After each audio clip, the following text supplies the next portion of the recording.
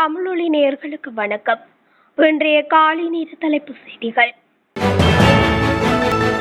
யாழ்ப்பாணம் செம்மணி மனித புதைக்குழியில் இருந்து நேற்று 11 எலும்புக்கூட்டு தொகுதிகள் அடையாளம் காணப்பட்டுள்ளன. செம்மணி பகுதியில் தடயவியல் அகழ்வாய்வு தளம் இலக்கம் 1 மற்றும் தடயவியல் புதைக்குழிகளில் அகழ்வு பணிகள் முன்னெடுக்கப்பட்டு வருகிறது. இரண்டாம் கட்ட பணிகளுக்காக 45 நாட்கள் நீதிமன்றினால் அனுமதிக்கப்பட்டுள்ள நிலையில் தற்போது இரண்டாம் கட்ட பகுதி அகழ்வு பணிகள் நேற்று 21வது நாளாக முன்னெடுக்கப்பட்டது. இதன்போது 2 மனித புதைக்குழிகளில் இருந்தும் நேற்றைய தினம் 9 எலும்புக்கூட்டு தொகுதிகள் மீட்கப்பட்டுள்ளன. அதேவேளை செம்மணி மனித புதைக்குழியில் அகழ்வு பணிகள் இதுவரையில் கட்டம் கட்டமாக 30 நாட்கள் முன்னெடுக்கப்பட்டுள்ளன. இதன்போது நேற்றைய தினத்துடன் 90 எலும்புக்கூட்டு தொகுதிகள் முற்றாக அகழ்ந்தெடுக்கப்பட்டுள்ளன. போதைப்பொருள் மற்றும் குற்றங்களில் ஈடுபடும் நபர்களை கைது செய்வதற்காக செயல்படுத்தப்படும் சிறப்பு தேடுதல் நடவடிக்கைகளின் ஒரு பகுதியாக நேற்று முழுவதும் மேலும் பல தேடுதல் நடவடிக்கைகள் மேற்கொள்ளப்பட்டன. போலீஸ் அதிகாரிகள், சிறப்பு அதிரடிப்படை மற்றும் முப்படை உறுப்பினர்கள் உட்பட 6500க்கும் மேற்பட்ட பாதுகாப்பு படையினர் இதில் பங்கேற்றுள்ளனர். சிறப்பு தேடுதல் நடவடிக்கையின் போது 24,281 நபர்கள் சோதனை செய்யப்பட்டுள்ளனர். மேலும் 10,175 வாகனங்கள் மற்றும் 7,240 மோட்டார் சைக்கிள்கள் சோதனை செய்யப்பட்டுள்ளன. இலங்கை முழுவதும் இணையவழி குற்றங்கள் அதிகரித்துள்ளதாக இலங்கை கணனி அவசர நிலை குழு தெரிவித்துள்ளது. இந்த விடயம் குறித்து பொதுமக்கள் கவனத்துடன் செயற்பட வேண்டும் என இலங்கை கணனி அவசர தயார் நிலை குழு அறிவுறுத்தியுள்ளது.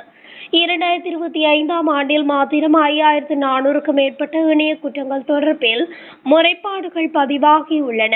அக்காரணம் கொண்டும் கடவுச் சொற்களை பகிர வேண்டாம் என இலங்கை கணனி அவசர தயார் நிலை குழு தெரிவித்துள்ளது. மேலும் சமூக ஊடகங்களை தனிப்பட்டதாக வைத்திருக்குமாறும் வலியுறுத்தியுள்ளது. தெரியாத இணைப்புகளை அழுத்தி உட்செல்ல வேண்டாம் எனவும் இலங்கை கணனி அவசர தயார் நிலை குழு குறிப்பிட்டுள்ளது.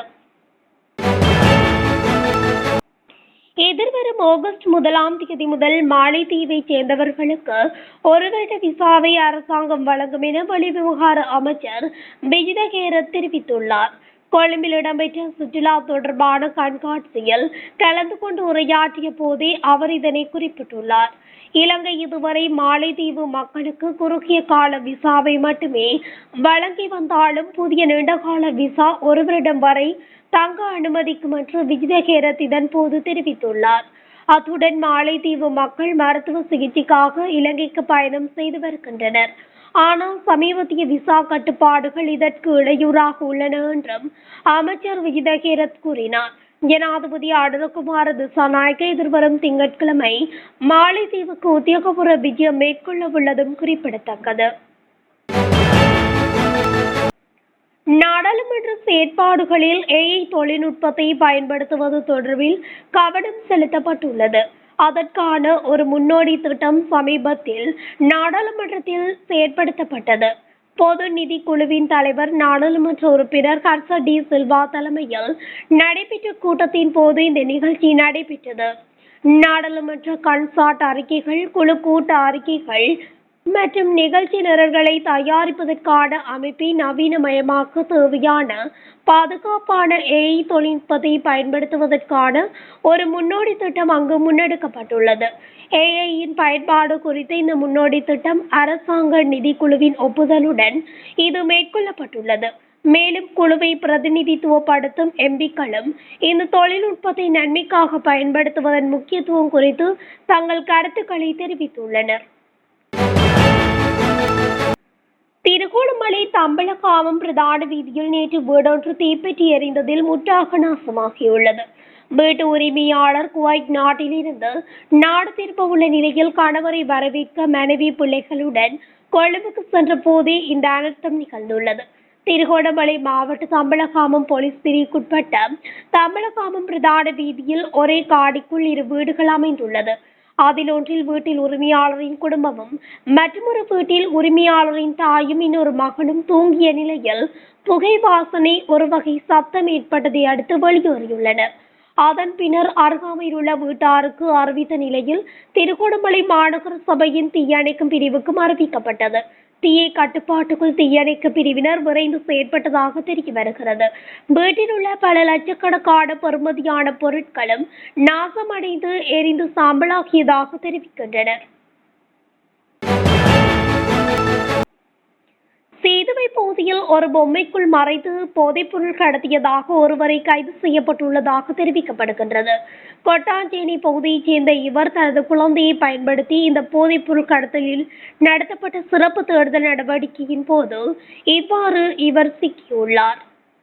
அந்த பகுதியில் உள்ள ஒரு தங்கும் விடுதியை சோதனை செய்த போது ஒரு அறையில் ஒரு குழந்தையுடன் இருந்த ஒரு பெண் சந்தேகத்துக்கிடமான முறையில் ஒரு பொம்மையுடன் வெளியே வந்ததினை தொடர்ந்து பொம்மையை பரிசோதித்த போலீசார் அதில் மறைத்து வைக்கப்பட்டிருந்த ஐஸ் மற்றும் ஹெரோயின் போதைப்பொருள், கேரள கஞ்சா மற்றும் மின்னணு தராசு ஆகியவற்றை கண்டுபிடித்துள்ளனர்.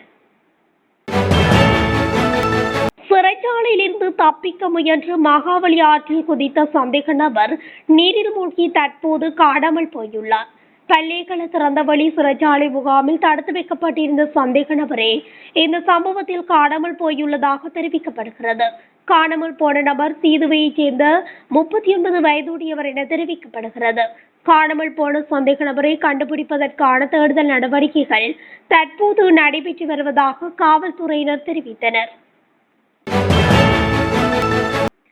திருகோணமலை மொரவெவ போலீஸ் பிரிவுக்குட்பட்ட கந்தலாய் காட்டுப்பகுதியில் தேனெடுக்க சென்றவர் யானை தாக்கியதில் உயிரிழந்துள்ளார். குறித்த சம்பவம் நேற்று மாலை இடம்பெற்றுள்ளதாக மொரவெவ போலீசார் தெரிவித்துள்ளனர். கந்தலாய் காட்டுப்பகுதிக்கு தேனெடுப்பதற்காக 3 பேர் சென்றுள்ளனர். இதன்போது யானை ஒன்று அவர்களை தாக்க முற்பட்ட போது மூவரும் வெவ்வேறாக பிரிந்து ஓடியுள்ள நிலையில் அதில் ஒருவரை யானை தாக்கியுள்ளதாக ஆரம்பகட்ட விசாரணையின் மூலம் தெரிய வந்துள்ளது. மொரவெவ போலீசார் மற்றும் வனஜீவராசிகள் திணைக்கள உத்தியோகத்தர்கள் இணைந்து காட்டுப்பகுதிக்கு சென்று உயிரிழந்தவரின் சடலத்தை மீட்டுள்ளனர்.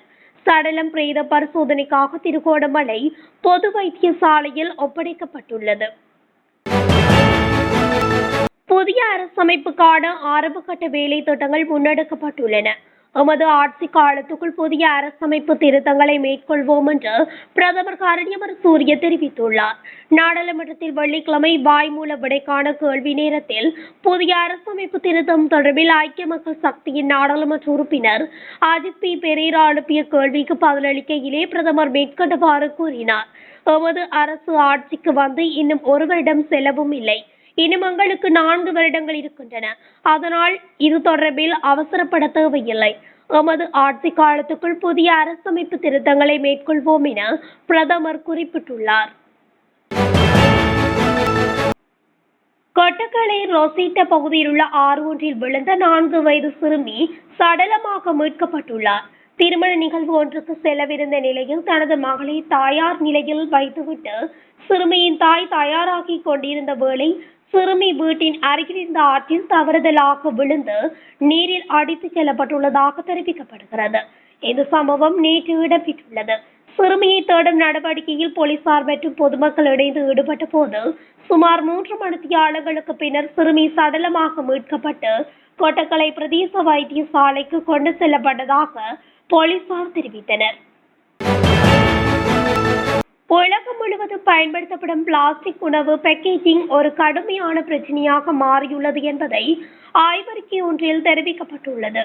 சுற்றுச்சூழலில் கொட்டப்படும் பிளாஸ்டிக் கழிவுகளின் அளவு 2040ஆம் ஆண்டுக்குள் 1.3 பில்லியன் தொன்களை மிஞ்சும் எனவும் புதிய ஆய்வு கூறுகின்றது.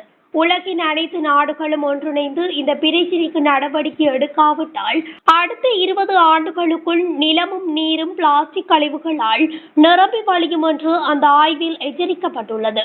கடல் நீரில் கலக்கப்படும் பிளாஸ்டிக் கழிவுகளால் அளிக்கப்படும் கடல் வாழ் உயிரினங்களின் எண்ணிக்கை 3 மடங்கு அதிகரிக்கக்கூடும் என்றும் ஆய்வு கூறுகிறது. கொரோனா காலத்தில் ஒருமுறை மட்டுமே பயன்படுத்தப்படும் பிளாஸ்டிக் பொருட்கள் மற்றும் பிளாஸ்டிக் சுகாதார உபகரணங்களின் பயன்பாடு அதிகரித்திருப்பது இந்த பிரச்சினையை தீவிரப்படுத்தியுள்ளது. நாட்டில் 8க்கும் மேற்பட்ட வகையான சருமத்தை வெண்மையாக்கும் அழகு சாதன பொருட்கள் கிடைப்பதாக சுகாதார அதிகாரிகள் தெரிவித்துள்ளனர். அதனை பாவிக்கும் பல இளைஞர்கள் புற்றுநோயிற்கு முகங்கொடுக்க வேண்டிய ஆபத்தான நிலை ஏற்பட்டுள்ளதாக குறிப்பிட்டுள்ளனர். வாசனை திரவியங்கள் மற்றும் அழகு சாதன பொருட்களை முறையாக ஒழுங்குபடுத்த மருந்து ஒழுங்குமுறை ஆணையம் தவறியமையே இதற்கு காரணம் என குற்றம் சாட்டப்பட்டுள்ளது. மனித உடலுக்கு தீங்கு விளைவிக்கும் கன உலோகங்களை கொண்ட பல கிரீம்கள் நாடு முழுவதும் கடைகளிலும் ஆன்லைனிலும் விற்பனை செய்யப்படுவதாக மருத்துவ மற்றும் சிவில் உரிமைகளுக்கான மருத்துவர்களின் தொழிற்சங்க கூட்டணியின் தலைவர் மருத்துவர் சமல் சஞ்சீவ தெரிவித்துள்ளார். வனத்துறை காவல் பிரிவில் ஒருவரை கொலை செய்ய முயன்றதாக காவல்துறையினரால் தேடப்பட்டு வந்த ஒருவர் கட்டுநாயக்க விமான நிலையத்தில் கைது செய்யப்பட்டுள்ளார். குறித்த கைது நடவடிக்கையானது நேற்று குற்றப்புலனாய்வு திணைக்கள அதிகாரிகளினால் மேற்கொள்ளப்பட்டுள்ளது. மலேசியாவுக்கு தப்பிச் செல்ல விமான நிலையத்துக்கு வந்தபோது முக அங்கீகார அமைப்பு மூலம் சந்தேக நபர் அடையாளம் காணப்பட்டுள்ளார். கடந்த வாரத்தில் இருந்து வாகனங்களுக்கான நிதியளிப்பு கடன்களை நாடும் வாடிக்கையாளர்களின் எண்ணிக்கை அதிகரித்து வருவதாக அந்த துறையைச் சேர்ந்த நிறுவனங்கள் தெரிவிக்கின்றன. வாகன நிதியளிப்புக்கான கடன் மதிப்பை மாற்றி மத்திய வங்கி வெளியிட்ட சுற்றறிக்கை இந்த முன்னேற்றத்துக்கு வழிவகுத்துள்ளதாக அவர்கள் குறிப்பிட்டுள்ளனர். ஜூலை 17 அன்று மத்திய வங்கி வெளியிட்ட சுற்றறிக்கையின்படி மின்சார வாகனங்கள் உட்பட அனைத்து புத்தம் புதிய கார்கள், SUVகள் மற்றும் வேன்களுக்கான 50 முதல் 60% வரை குத்தகை அல்லது நிதியுதவி போன்ற நிதி வசதிகளை பெற முடியும் என மத்திய வங்கி அறிவித்துள்ளது. இத்துடன் தமிழொலியின் இன்றைய காலை நேர தலைப்பு செய்திகள் நிறைவடைகின்றன. தொடர்ச்சியாக செய்திகளை அறிந்து கொள்ள தமிழொலி ஊடகத்துடன் இணைந்திருங்கள். நன்றி, வணக்கம்.